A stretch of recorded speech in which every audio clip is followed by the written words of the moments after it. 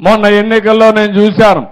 Telugu Desam party పెట్టి 42 సంవత్సరాలు అయింది కానీ మొట్టమొదటిసారిగా 93% గెలిపించి బ్రహ్మరథం పట్టింది. ఈ ప్రజానీకమే బ్రహ్మరథం పట్టారు. అన్ని జిల్లాల్లో 100కు 100% గెలిపించారు. 57% ఓట్లేశారు. అంటే అవతల పాలన ఎంత మీకు బాధ కలిగించిందో, ఎన్ని అసౌకర్యాలు కలిగించాయో అది ఒక ఉదాహరణ మాత్రమే. దరిద్రం మా తమ్ముడు చెప్పినట్టు బాధ కాదు, దరిద్రం రాష్ట్రానికి పట్టినటువంటి ఒక శని. తమ్ముళ్ళు ఒక విషయం గుర్తుపెట్టుకోవాలి మీరు, ఇప్పుడు కూడా భూతం ఉంది. ఆ భూతాన్ని పూర్తిగా భూస్థాపితం చేస్తే తప్ప ఈ రాష్ట్రానికి ఎవరు మళ్ళీ రారు. ఆ విషయం మీరు గుర్తుపెట్టుకోవాలి. మళ్ళీ అంటా ఉంది ఆ భూతం లేచి నేను వస్తానని. ఏం చేస్తారు? ఏం చేస్తారు తల్లి? మీకు మంచి కావాలంటే, మీ భవిష్యత్తు ఉజ్వల భవిష్యత్తు కావాలంటే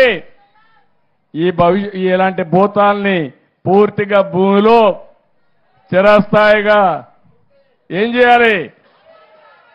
పాతేయాలి. కాంక్రీట్ కూడా వేయాలి మళ్ళా లేకుండా. అప్పుడే ఇది సాధ్యం అవుతుంది. ఇప్పుడు ఉన్నాడు మిత్రుడు పవన్ కళ్యాణ్ గారు. నేను పోతే మీరు ఒక విషయం చూడండి, మాకంటే గొప్ప వ్యక్తి, పెద్ద చదువుకున్నాడా, నెత్తిన రూపాయి పెట్టి ఆలం వేస్తే ఒక్క పైసాకు పోడు. అలాంటి వ్యక్తి ఏమేం చేశాడో మీరే చూశారు. అందుకే ఈరోజు నేను మిమ్మల్ని అందరినీ కోరేది, మా ఆలోచన ఒకటి, ఒకసారి కంపేర్ చేసుకోవాలి. 2014-19లో 27,444 కిలోమీటర్లు సిమెంట్ రోడ్లు వేశాం. మనం ఉండుంటే 100% సిమెంట్ రోడ్లు అయిపోయేటివి.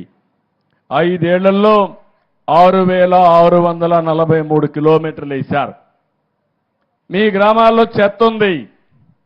ఆ చెత్త కూడా ఒకప్పుడు మీరు చూస్తే మరుగుదొడ్లు లేకుండా రోడ్డు మీద చెత్తేసి రోడ్ని మరుగుదొడ్డుగా వాడుకున్న రోజులవి. నేను అందుకనే స్వచ్ఛ భారత్లో భాగంగా మా ఆడబిడ్డలు బాధపడకూడదని ఆత్మ గౌరవం పేరుతో మరుగుదొడ్లు కట్టించిన ఏకైక ప్రభుత్వం తెలుగుదేశం ప్రభుత్వం. ఆ విషయం మీరు గుర్తుపెట్టుకోవాలి. అదేవిధంగా చెత్త నుంచి సంపద సృష్టించాలని వానపల్లిలో మీ ఇంట్లోనే వచ్చి చెత్త మీ ఊర్లోనే వేస్ట్ కాంపోస్ట్ కింద తయారు చేసి అది మీ పొలాలకు ఉపయోగించుకుంటే లాభదాయకమని అలాంటి కార్యక్రమానికి శ్రీకారం చుట్టాం. ఇలాంటివి దగ్గర రాష్ట్రంలో 9,838 కేంద్రాలు ఏర్పాటు చేసి రంగులు కొట్టుకున్నాడు, రంగుల పిచ్చోడు. కానీ అది ఏమీ ఉపయోగించకుండా చేసే పరిస్థితి వచ్చింది. రంగుల మీద ఉండే పిచ్చ ఈ పేదవాళ్లపైన ధ్యాస లేకుండా చేసే పరిస్థితికి వచ్చాడు. ఆ రోజు గ్రామాల్లో మీరు చూశారు, నేను ఒకటే ఆలోచించాను, ఎల్ఈడి బల్బులన్నీ పెట్టాను. అది కూడా ఆటోమేటిక్గా లైటింగ్ సిస్టమ్ పెట్టాం. దగ్గర 25,22,000 ఆ రోజు వీధి దీపాలు వెలిగిస్తే ఈ దుర్మార్గుడు వచ్చి వేసిన వీధి దీపాలు 40% వెలగడం లేదు, తీసేశారు. దొంగలు అవి కూడా తీసుకెళ్ళిపోయారు. ఏం చెప్పాలనో అర్థం కాదు. అంటే ఇలాంటి